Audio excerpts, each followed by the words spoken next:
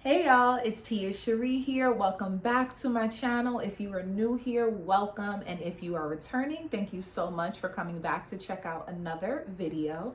And in this week's video, we are talking about books. So if you know anything about self-development, personal development, just growth in general, that comes with reading. There is so much information, knowledge, and things that we can just learn from picking up a book that will help change our lives. And in this week's video, I am going to be talking about 3 books that have helped me do just that. It has helped me change my mindset, helped me up level and upgrade my life, and just get into a better place overall as a person. So if you guys are interested in that, make sure you keep watching and stay tuned. The first book that we are going to be speaking about is going to be You Are a Badass: How to Stop Doubting Your Greatness and Start Living an Awesome Life by Jen Sincero. So this is a book that I've seen a lot of people reference and talk about all over, YouTube and social media in general. And it's essentially a self-help book where she kind of just mentions some of the things that were going on in her life that caused her to want to make a change in her life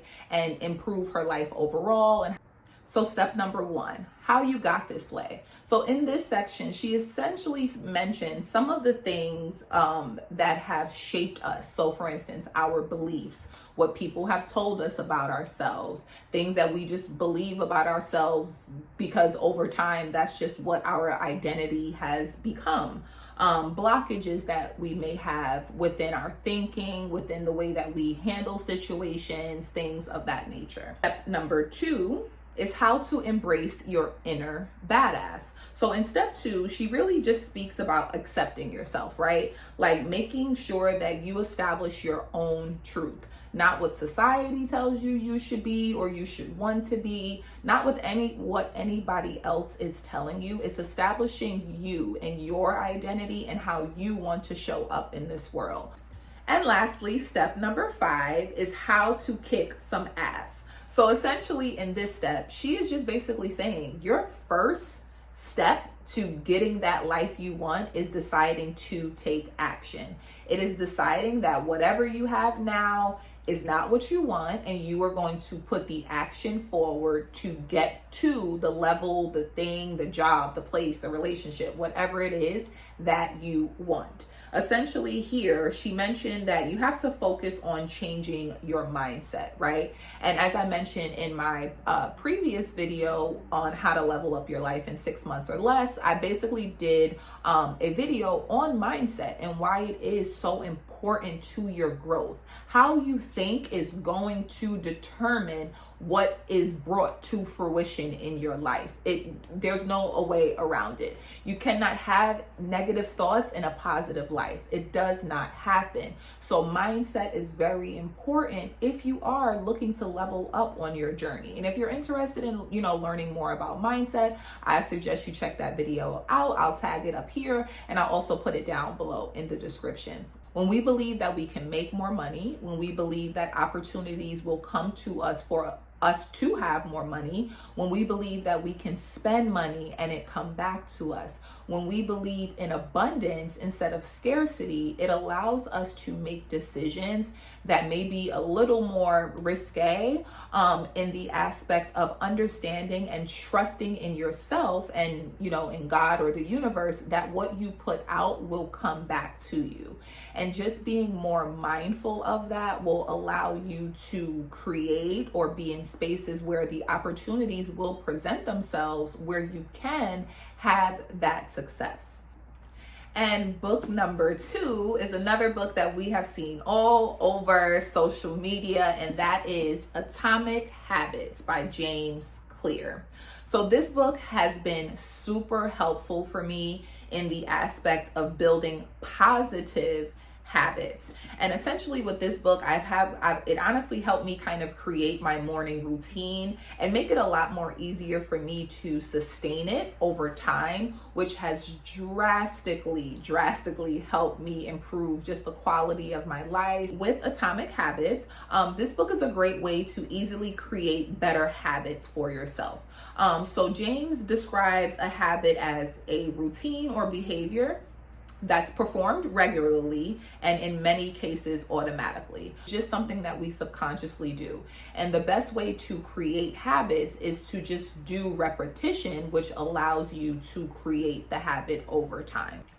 So one of the things that I took from this book is the quality of your habits determines the quality of your life. So if you are looking to make any type of positive change or positive impact on your life, you have to be doing the actions that are going to lead to that. So building and growing and forming these habits is a labor of love, essentially. But in the long run, once you are able to establish these positive habits, it is going to be something that becomes second nature to you, like other habits, but also something that is going to have a positive impact due to the time that you have put in before to get you to where you want to be. So essentially, when you think about it, if you do something small every day, time will magnify your results. So it's just putting yourself in the mindset that building habits is going to take time, and you have to be okay with delayed gratification when it comes to building these habits. Also, there's no wrong time to make better choices and create better habits for yourself. Again, as the other book mentioned, you can always change your story. And by doing that, you are able to form a new identity. Yes, it can take some time, but that does not mean that it's not attainable. It just means you have to put in a little work to build that muscle.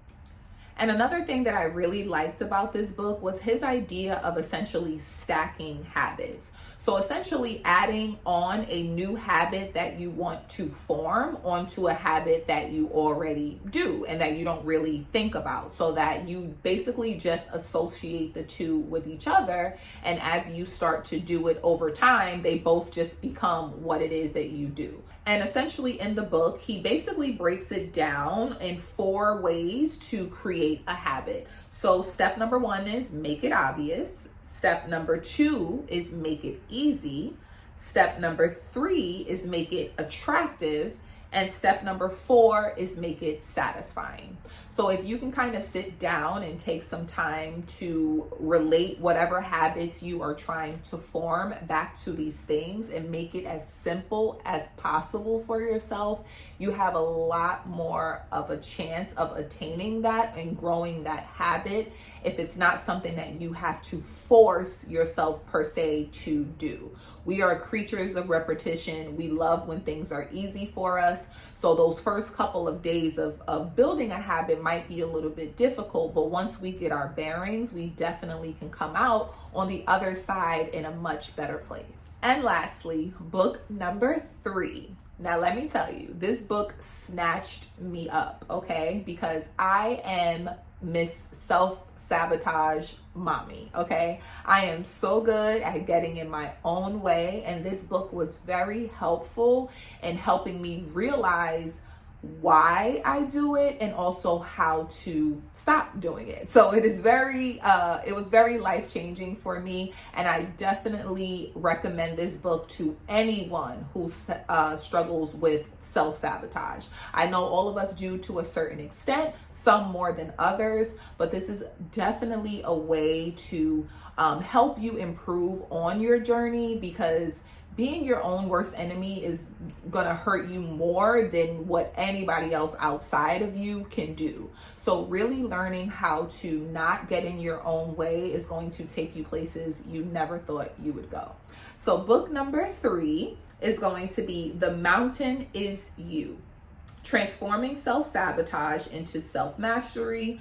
This book talks about overcoming trauma, dealing with life changes, and healing emotional damage through accepting change, imagining a prosperous future, and stopping self-harm. Now, obviously, there is a whole bunch that we can digest within that little statement alone, but essentially, this is about getting out of your own way. This is about learning how to not act from a place of a trauma response or just how you've always done it before. Because remember, we're trying to get to that next level, so we cannot keep doing the same things that we have been doing, because we're only going to keep getting the same things that we have gotten. So this book was super helpful with that. And essentially in this book, he broke it down in 3 steps. So step 1, learn to differentiate between intuition and intrusive thoughts. You think about it, some of our thoughts are pretty much guided by our past experiences, right? So sometimes we can just make a decision, and it's so easy to make that decision because it's the same decision that we've made in the past. So we don't really have to think about it too much, but we also don't always realize that those immediate reactions aren't necessarily coming from a good place. So for instance, if something is happening in your life and you are having a negative reaction to it, and you are somebody who typically shuts down when you are dealing with something like that, you're probably more than likely going to always have that response until you make the conscious decision to change that. You need to gauge by simply feeling your thoughts. So when you have an initial thought or feeling or response or something that you feel like you're reacting to, sit with that for a second. A lot of times we act on emotion, especially as women. We are emotional, quote unquote, and we act based on that. And sometimes we make decisions because our emotions are high that later on, after we've had a second to calm down, would not have been the actual decision that we would have made in that time. Step number 2 is understanding our core needs will help us to understand why we make certain decisions in life. So I know that I am not the only person who sometimes just thinks about, why am I like this, right? Things that we just have developed over time shape the decisions that we make on the everyday basis, and a lot of times can lead to self-sabotage. And we can sometimes make decisions in the conscious mind from our subconscious feelings. So one of the ways to be more present in the way that you react to things is thinking about what your heart wants, right? We make decisions just based on our mind and not how we connect to it in our heart. It can do a little bit more damage than we realize. Another thing that I took away from this part is discover why you sometimes ruin things for yourself by finding the root cause of your actions. So as I mentioned, I am queen of self-sabotage, and that shows up a lot for me personally, in relationships and business ventures where I'm kind of doubting myself whether I can do something, in goal setting. Can I really accomplish this? I don't think I can accomplish this.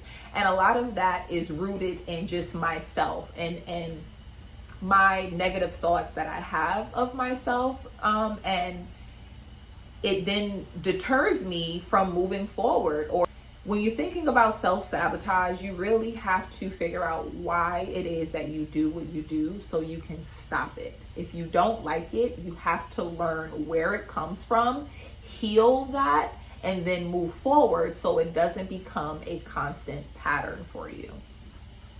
And lastly, step number 3, rather than accepting comfortable situations, seek risky opportunities. As we all know, there is no growth in our comfort zone. We are not going to have our wildest desires in our comfort zone. It takes risk. It takes trying. It takes failing. It takes getting up and doing it all over again until we get it right. If we are insistent upon continuing the same cycle over and over and over again, we are never going to get to the next level. We are never going to attain the new goals. We are never going to get to the place we want to be because we are too comfortable with staying where we are. The devils that you know are not necessarily better than the devils that you don't. At the end of the day, you have to pick. You have to choose. Is what you have right now what you actually want, and are you okay with this, or do you want more? And if you know that you want more, then you need to take the action to get there. No one wants to be uncomfortable, right? We are all good with the familiar. But if the familiar is not making us happy, then why are we okay with staying there? Really evaluate why you're okay with that. Evaluate why you're in your own way from growing and glowing up into your next level. And that is it for this week's video. I really hope that you guys liked those book recommendations. They really have done amazing things for my life and for my self-improvement. And I really hope that they can do the same for you. Whether you read the book, listen to the audiobook, it does not matter, but definitely check those books out. Also, let me know in the comments below some books that have changed your life. Have a goal this year of reading at least one book a month. So I would love to know in the comments below some books that you found helpful so that I can check them out as well. If you like this content, please be sure to subscribe, be sure to like, and hit that bell notification so that you can get notified of the next time that I upload. As I mentioned in the video, I kind of did a series on basically just how to level up your life in 6 months or less. So you can check out the playlist for that here. We go through mindset, finances, physical, mental, all of that good stuff. So just check that out. I promise it's super, super helpful. And again, I thank you guys so much for watching this video. Be sure to like and subscribe and share with a friend, and I will see you guys on the next one.